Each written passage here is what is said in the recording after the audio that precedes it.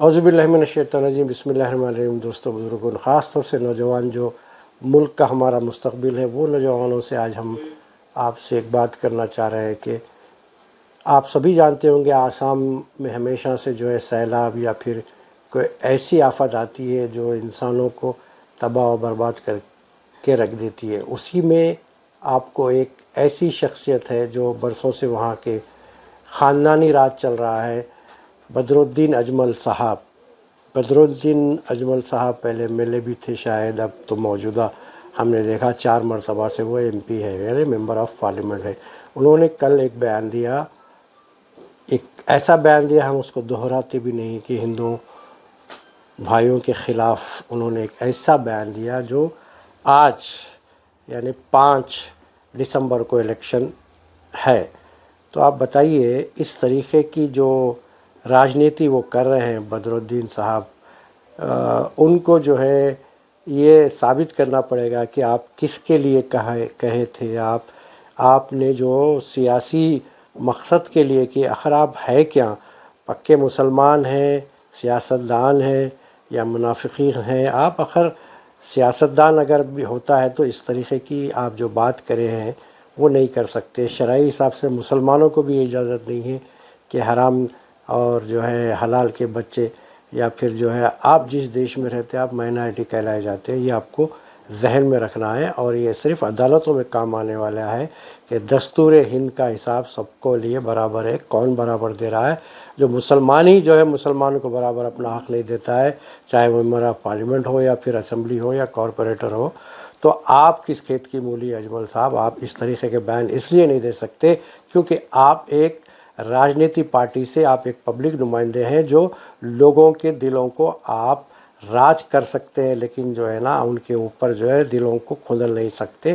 क्योंकि ये भी बाबा साहब अम्बेडकर ने कहा है कि आप किस दस्तूर हिंद के तहत आप किसी को भी अपनी राय रख सकते हैं, लेकिन आप सियासतदान होने के नाते आप इस तरीक़े की बात नहीं कर सकते। मेरे ख़्याल में इनके ऊपर जो है आरएसएस और वीएचपी को सख्त तरीन नोट लेकर इनको जो है केसेस बुक करना चाहिए, क्योंकि इन्होंने हिंदुओं के भाइयों के बारे में जो भी कहा है। हमें लगता है, हमने जो लोगों से बात की है कि गुजरात इलेक्शन और जो है एमसीडी का इलेक्शन है उसी हिसाब से दिए, ताकि जो है इकट्ठा हो जाए जो है नॉन मुस्लिम, और इनकी बातों का जो है असर लेके वो वोट करे। ये राजनीति ये करना चाह रहे हैं, ऐसा हो सकता है। देखिए, अगर आपको ये बात करना था तो आप पार्लियामेंट, मेंबर ऑफ़ पार्लियामेंट में प्रेस कॉन्फ्रेंस में दे सकते हैं, या फिर जो है आप जो है एक बड़े पैमाने पे दे सकते हैं। मगर याद रखिए, आप ये जो टोपी और दाढ़ी रख के इस तरीके की बात नहीं कर सकते। आपको दस्तूर दिया होगा, मैंने आपको फिर कहा है कि दस्तूर का जो बातें हैं वो सिर्फ़ जो है किताबों में है। आप पिछले 70 साल से जो हमारा अपना ख़ुद का पैसा है, हम वो जो है इस्तेमाल नहीं कर सकते। आप देखिए हमारे प्रॉफिट मोहम्मद सल्लल्लाहु अलैहि वसल्लम के बारे में किस तरीके की बात हुई, आप कोई बयान नहीं देते।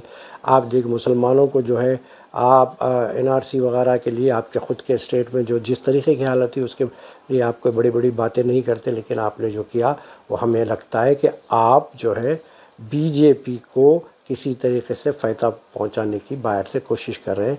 हम आपको जो है इत्तला देते हैं कि इसका हिसाब अल्लाह सुब्हान तआला भी लेगा, यहाँ भी आपको हिसाब मिलेगा। पहले बातें हैं गुजरात के इलेक्शन में जो उन्होंने हो सकता है इसी हिसाब से दिया होगा, ताकि हिंदू वोट एक साथ हो जाए और जो सेक्युलर पार्टी बोलते हैं अपने आप को, और मुस्लिम वोट डिवाइड हो जाए। बहरहाल देखिए, एमसीडी में तो बीजेपी का सफाया होने वाला है। हमने ऐसे दिल्ली के लोगों से, वोटरों से बात की। अभी देखिए करीब जो है पोलिंग ख़त्म हो चुकी है, सेकेंड फेज़ की गुजरात में भी ख़त्म हो चुकी है। तो ये जो गोदी मीडिया है बहुत ही उछल रहा था। एक चीज़ यहाँ आपको बताना चाहेंगे, नौजवान जो है मोदी को स्टेट का, मुल्क का या फिर कॉरपोरेटर का हो या पंचायत, वो नहीं देखते। मोदी हमारे आदरणीय प्राइम मिनिस्टर, वो बराबर रात दिन मेहनत करते हैं और कौम और मिलत के लिए और मुल्क के लिए काम कर रहे हैं। उनकी अपनी पॉलिसी आरएसएस की हो सकती है, लेकिन जो है वो काम तो कर रहे हैं। यहाँ पे दूसरी पार्टियाँ जो है बस जो है हवाई जहाज़ में घूमना और अपने अपने रिश्तेदारों को जो है, बच्चों को, फैमिलियों को जो है ना बड़े बड़े कॉलेज स्कूलों में दूसरे ममालिक में भेजकर आराम से बैठने से इलेक्शन आज की तारीख में अब नहीं जीता जा सकता। सही कहा मोदी जी ने। मोदी जी जो कहते हैं वो करके भी दिखाते हैं। इसका अंदाज़ा आपको होना चाहिए कि वो रात दिन धाड़ धाड़ जो रैलियां की उन्होंने, और फिर एक फेज़ में इधर इलेक्शन होता है तो दूसरे फेज़ के जो है वहाँ पे भी उन्होंने स्पीच देते हैं। तो इस तरीके से मुसलमानों नौजवानों को समझने की ज़रूरत है। कोई भी इलेक्शन जो है आप अंदाजे पे या पार्टी के लेवल पे नहीं जीत सकते। आपको जो है मेहनत करना पड़ेगा और रात दिन मेहनत करना पड़ेगा, और हिसाब से जो है क्या बोला जाए क्या ना बोला जाए ये इसका भी आपको ध्यान रखना पड़ेगा। बहरहाल हिंदुस्तान के जो मौजूदा हालात है वो जो है सारे चीज़ें अब जो है गैस और पेट्रोल के ऊपर पड़ गई है। हमने देखा कि सस्ता तेल रशिया से लेने के बाद 5 रुपये 8 रुपये कुछ कम हुए। ये अच्छी बात है कि मुल्क में जो है किस तरीके की जो है इंटरनेशनल पॉलिसी हो रही। हमारी मुराद ये है कि हम ये भी कोशिश करें, हमारे आदरणीय प्राइम मिनिस्टर जो जिस तरीके से रिलीजियस के लिए जो बोला जा रहा है आपकी पार्टी की तरफ से, उसमें भी आपको कंट्रोल लगाना पड़ेगा। हालांकि आप कोई प्रेस कॉन्फ्रेंस नहीं करते पिछले 8 साल से, हालांकि आप पब्लिक को मीडिया को बात नहीं करते, लेकिन जो है ना कहीं आप जो है अपने जो एमपी एमएलए है उनको रुकाइए, ताकि क्योंकि अरब मुल्क के जो हालात हैं वहाँ से आपको पेट्रोल वगैरह लेना, क्योंकि अब देखिए रशिया भी तकरीबन जो है उसी बॉर्डर पे आ चुका है जहाँ जो यूक्रेन तबाह और ताराज हो गया है। तो आपको भी जो है ना यहाँ से पेट्रोल वगैरह जो भी लेना है, तिजारती जो मामले हैं, इंडोनेशिया से आपने जो एग्रीमेंट किया, सऊदी अरब से जो किया आपने, ख़तर से जो किया, जो भी पेट्रोल ईरान से जो आपने किया, तो उसको आपको जो है ना समझना चाहिए। क्योंकि 2 मरतबा आपने प्रॉफिट मोहम्मद सल्लल्लाहु अलैहि वसल्लम की शान में गुस्ताखी आपकी पार्टी ने कि कई ऐसे मेंबर ऑफ पार्लियामेंट हो या एमएलए हो या वर्कर हो उन्होंने किया, उसको आपको रोकना पड़ेगा।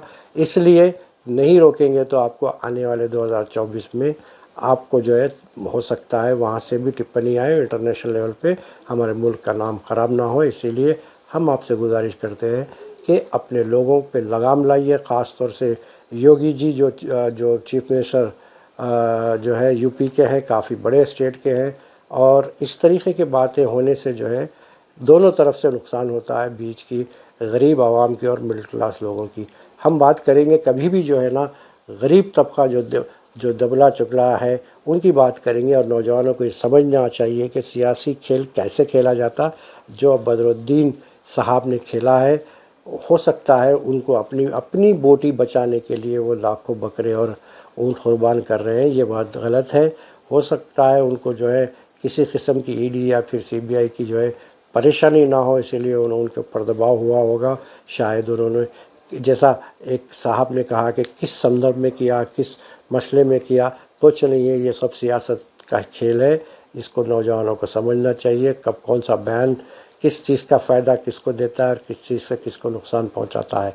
तो हम फिर एक मरतबा आपसे गुजारिश करेंगे कि आने वाले तेलंगाना में जो इलेक्शन है उसकी वोटर आईडी, वोटर डालने का जो आपके पास वोटर आईडी कार्ड है वो लिस्ट बनाइए, ऑनलाइन उसमें रिक्वेस्ट डालिए, ताकि जो है ना इलेक्शन कमीशन तक आपकी बात जाए।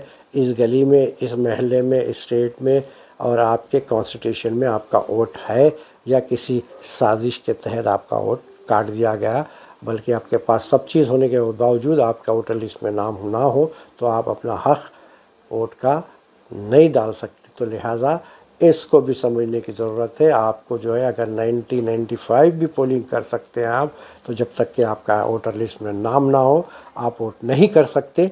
लिहाजा आपसे गुजारिश है, फिर मैं करतबा आप ऑनलाइन चेक करिए या फिर कोई भी मी सेवा में जाइए, किसी अपने रिश्तेदार को बोलिए कि वो मोबाइल पे आपको चेक करते बताएंगे कि आपका वोटर लिस्ट में नाम है या नहीं। अस्सलामु अलैकुम रहमतुल्लाहि व बरकातहू।